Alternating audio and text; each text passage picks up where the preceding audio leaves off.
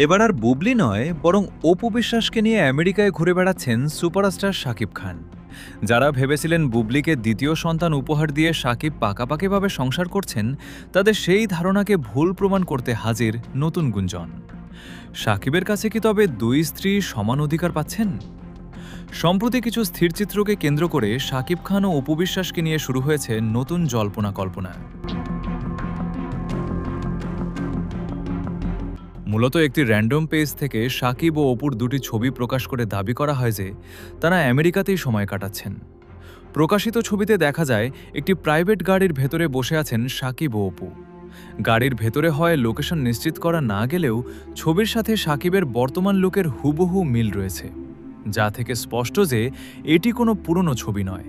অর্থাৎ শাকিব যে অপুর সাথে দেখা করেছেন তা নিয়ে ভক্তদের মনে দানা বেঁধেছে নতুন প্রশ্ন। তবে এই ছবির সত্যতা নিয়ে রয়েছে বড় ধরনের অনিশ্চয়তা।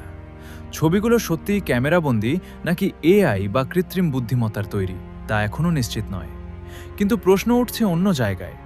বুবলিকে ভালোবাসায় ভরিয়ে দ্বিতীয় সন্তানের মা করার পর শাকিব কি আসলেই বুবলিকে ঠকাবেন?